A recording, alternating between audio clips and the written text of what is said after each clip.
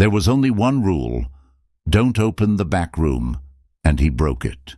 When Colin Hayes moved into a weather-beaten brownstone, he wasn't searching for much, just cheap rent and a little peace. He found both, in a basement studio that smelled faintly of rust and something older, something he couldn't quite name. The landlord, a gaunt man, with nicotine-stained fingers and hollow, unreadable eyes, handed him the keys with a single warning: don't mess with the back room.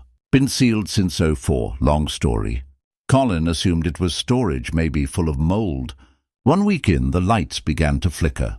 There were no storms, no power outages, just that subtle tick in the wires, like something breathing behind the walls.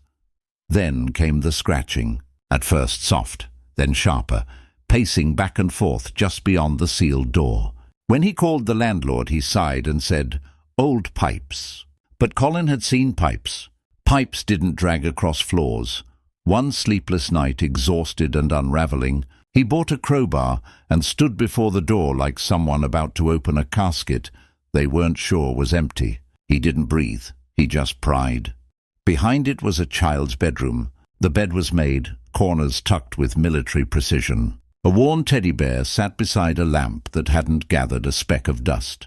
The wallpaper was bright yellow, covered in cartoon rockets, not faded, but fresh, like it had been put up yesterday. There was no dust, no cobwebs. Time hadn't passed in this room. It had stopped.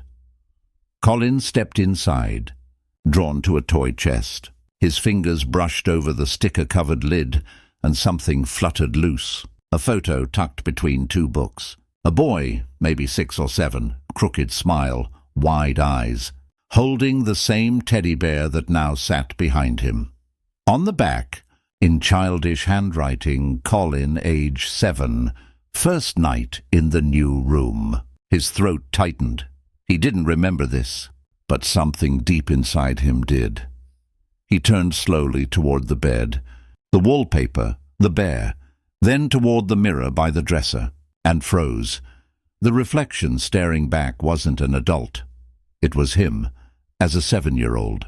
He touched his cheek. The reflection did too, but it was smiling. He wasn't. Then the door vanished. There was no exit, only wall. Behind the 2-way mirror, Dr. Langley states subject finally remembered. The walls will hold him now. He thinks he is home. The room's ready for the next one. Thank you for watching. Please like, share and subscribe.